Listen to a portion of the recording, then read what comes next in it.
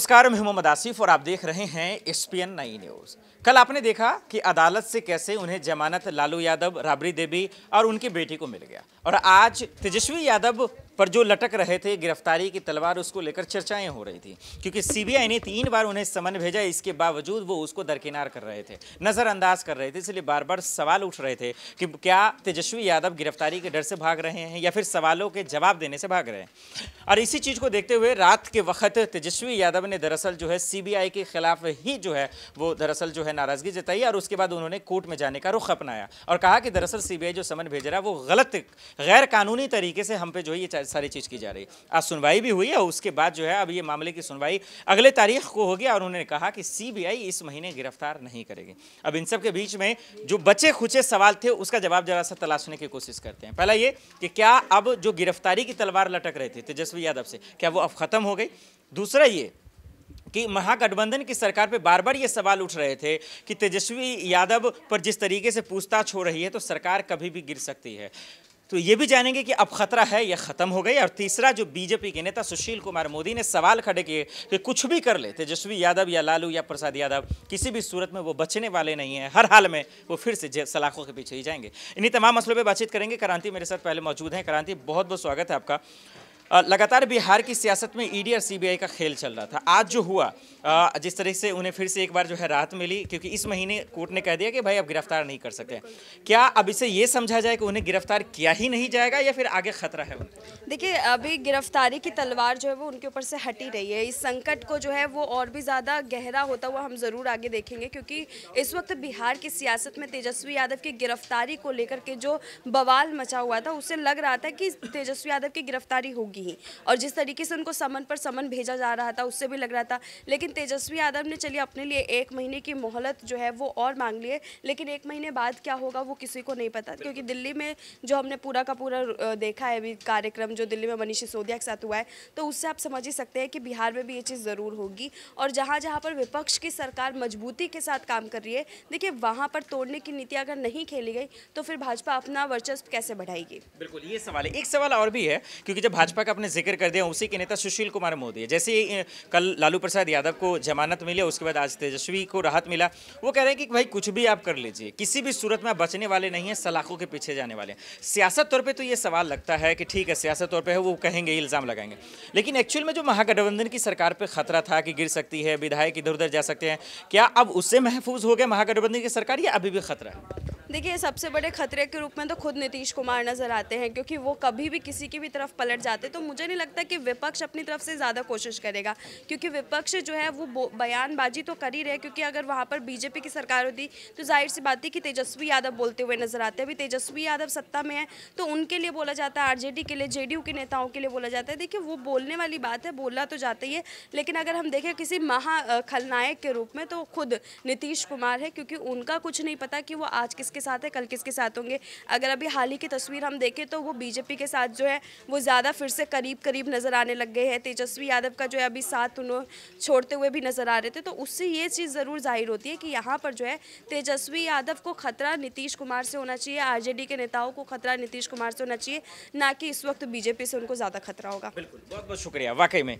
तो ये सवाल तो है कि देखिए, खतरा जो है नीतीश कुमार के लिए वो फिलहाल ना तो टला है और ना टलेगा, और वो इसलिए क्योंकि उन पर एक दाग सा लग गया, एक टैग लग गया। वो टैग ये है कि भाई वो पलट कभी भी जाते हैं, और इतना तेजी से पलटते हैं जितना गिरगिट भी रंग नहीं बदलता है, और इसीलिए उनकी छवि खराब हुई। भले ही 15 सालों से वो मुख्यमंत्री हैं, लेकिन उन पर एक टैग लग चुका है जो बहुत ही भयावह है। अबरार मेरे साथ मौजूद हैं और बिहार की राजनीति में अच्छा सा पकड़ रखते हैं, और ऐसे वक्त में ये अबरार, ये सवाल है कि जो जमानत लालू प्रसाद यादव को मिली या आज तेजस्वी यादव को मिली, एक तबका बता रहा है कि ये उनकी बहुत बड़ी जीत है, आरजेडी जिंदाबाद के नारे लगा रहे हैं, और एक तरफ सीबीआई को लोग गाली भी दे रहा है। ऐसे वक्त में एजेंसियों को गाली देना, जीत हार का फर्क बताना, क्या एक्चुअल में जीत हुई है या आगे भी मुसीबत? देखिए, ये कोर्ट के प्रोसीजर के लिहाज से देखा जाए तो इस तरीके के मामले जो है केस के दौरान बहुत बार आते हैं, ज़मानत मिलती है और कई बार राहत भी मिलती है, लेकिन कुल मिलाकर के कहा जाए तो भ्रष्टाचार जैसे मुद्दे में जिस तरीके से लालू परिवार को कहीं ना कहीं यहाँ पर या तो अगर उनके बयान के हिसाब से देखा जाए तो लगातार वो केंद्र की सरकार पर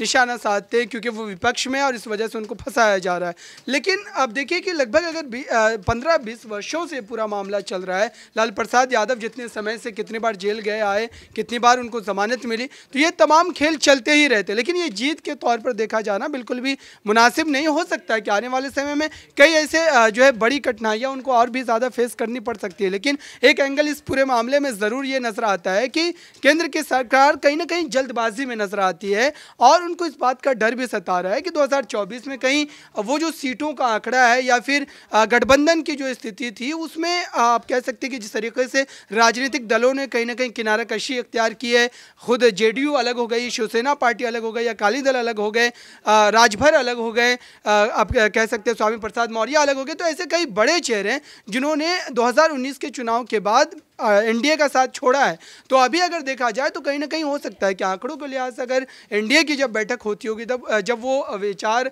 चिंतन मंथन करते होंगे तो उनको कहीं ना कहीं एक डर लगता होगा कि अभी अगर जीत के लिहाज से देखा जाए तो एक मुश्किल परिस्थिति ज़रूर है। और ऐसे में यादव परिवार की बात करें या फिर मनीष सिसोदिया की बात करें या फिर तेलंगाना के केसीआर की बात करें तो ये तमाम चेहरों को इसलिए इस तरीके का इस्तेमाल कर डराने धमकाने की कोशिश एक जो है केंद्र सरकार की ओर से की जा रही है। एक सवाल ये भी है कि तेजस्वी यादव ने जो एक अपना एंगल दिया बचाव के लिए कि भाई बिहार का ये मामला है पटना का, हालांकि उन्होंने जो है धारा 160 का भी जिक्र किया कि भाई वो कहता है कि क्षेत्रीय इलाके में ही सिर्फ आप जो है हमें समन भेजिए, ये दिल्ली क्यों भेजे? क्या वाकई में ये परेशान करने के लिए था और इसीलिए वो हाई कोर्ट का रुख किया, या फिर तेजस्वी यादव 3 बार से जो भाग रहे थे सीबीआई के समन जाने के बाद, क्या गिरफ्तारी के डर से भाग रहे थे? दोनों को कैसे देखे? देखिए बिल्कुल इस तरीके का खेल आपने पश्चिम बंगाल में भी देखा था, जिस तरीके से ममता बनर्जी के यहाँ टीम पहुंची थी सीबीआई, उसके बाद जिस तरीके का ड्रामा हुआ था। तो ये बात तय है कि जिस राज्य के वो उप मुख्यमंत्री हैं, जाहिर सी बात है